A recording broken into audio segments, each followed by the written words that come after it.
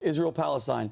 As we all know, October 7th, over 1,200 Israelis, I think the number is hovering around 1,200, maybe a little bit more, Israelis died from the Hamas terrorist attacks. On that day, Israel had the biggest security intelligence failure, I think, in the history of their existence. It was like our 9/11 where, you have warnings, but oh my God, this one day, everybody's guard was down. Since then, 11,000 Palestinians have been killed, the majority being women and children. A lot of people are out there wondering how a nation as secure as Israel, Roger, could have such a failure of that magnitude. When John Kirby was asked days, I think 2 or 3 days after, Roger, and they're like, so what, can somebody explain to us why this failure of security happened? You know what he said? Now's not the time. I'm just curious to Roger, when is the time, and what do you think has happened? What do you think actually happened, Roger, and where do you think we're at with Palestine, Israel? I mean, this did happen before. In 1973, the Mossad completely missed the Yom Kippur assault by the Egyptians and the Syrians on Israel, and Israel was caught short without ammunition, and their backs were to the sea. It was only because Richard Nixon, over the objections of Dr. Kissinger, over objections of the Joint Chiefs, over objections of his entire foreign policy apparatus, airlifted $37 million worth of lethal aid to the Israelis, literally saving Israel from annihilation. This is the greatest single intelligence failure since then. It's very hard for me to believe that, when we read the Egyptians had inklings of this, they told the CIA. Did the CIA forget to tell the Mossad? I mean, yeah. It's very hard to believe. On the other hand, I see no appetite by the American people for American troops or American fighter jets hitting targets in the Middle East. I'm a supporter of Israel, but last time I looked, Israel had a $3 billion surplus, and we already give them a huge amount of money. I don't know why we're sending money to Iran. That makes no sense to me. I don't know why we're sending $100 million in humanitarian aid to Hamas. This administration doesn't seem to understand that you can't reach peace terms with people who don't want peace. They're prepared to die for their ideology. So, I mean, it's a naive theory. It's a naive policy to believe that there's any negotiated settlement possible here. There isn't. But does it have the potential to cause very major political realignment in this country? Not a single Democrat in the U.S. Senate voted for aid to Israel. Wow. This is the Democratic Party of Harry Truman, who founded the state of Israel.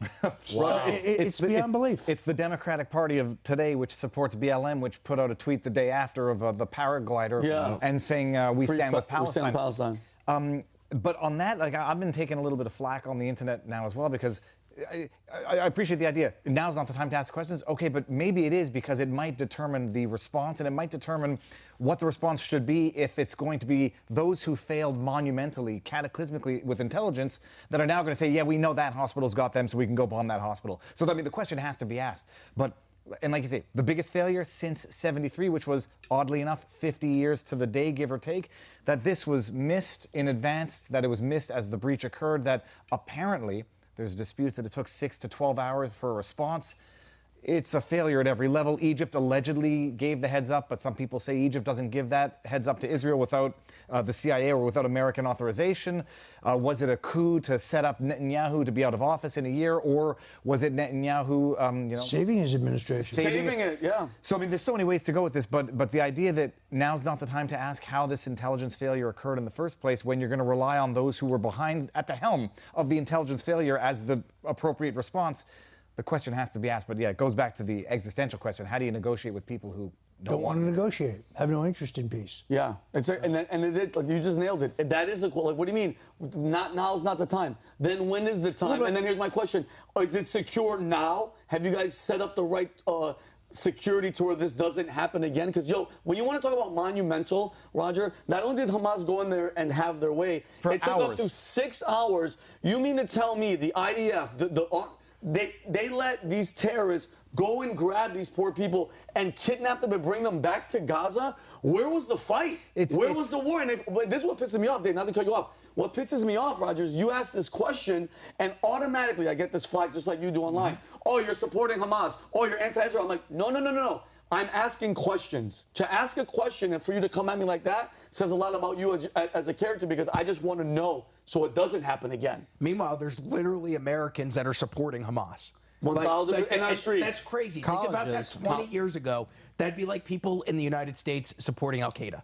Right? Yeah. It's a terrorist organization who has, like you said, they have no interest in peace. There's no talking, there's no rationalizing with them. And yet, could you imagine in 2001 if there were people in the United States who went, I'm a little iffy about Al Qaeda. We shouldn't label them a terrorist organization. In the meantime, we've had 47 or 50 attacks on American interests in Syria. Yep. And we've bombed targets in Syria. I mean, this doesn't get any mainstream coverage. The biggest problem here seems to me, for me, I mean, I have my fundamental beliefs, and I'm pro-Israel, but there's so much propaganda. There's so much disinformation. There's so much acting going on. There's so much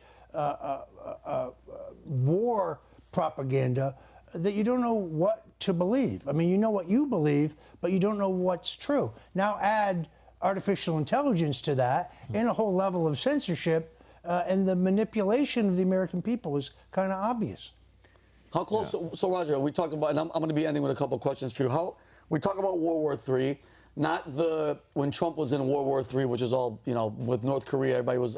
Mind you, I was living in Los Angeles, Roger. It was all he's going to kill us. It was those people. How close do you think we are right now with what's happening with Russia, with China, with Taiwan, now with Israel and Palestine? Are we closer than we were during the Trump administration? There's no question about it. In fact, I believe that Bill Clinton told Donald Trump, your biggest single problem is North Korea. This guy's a madman, and he's getting nuclear weapons if he doesn't have them already. Mm-hmm. And Trump said, well, is anybody talking to him? They said, no, we can't talk to him. Trump didn't see it that way. I mean, Trump met with him. Trump pointed out to him, do you want to be on the outside looking in, or do you want to be the hero of your people because you bring prosperity to your country? He at least talked them into temporarily putting their nuclear weapons development program aside. Trump is a believer in negotiation. He wrote The Art of the Deal. So he brought us closer to world peace. The Abraham Accords, another example.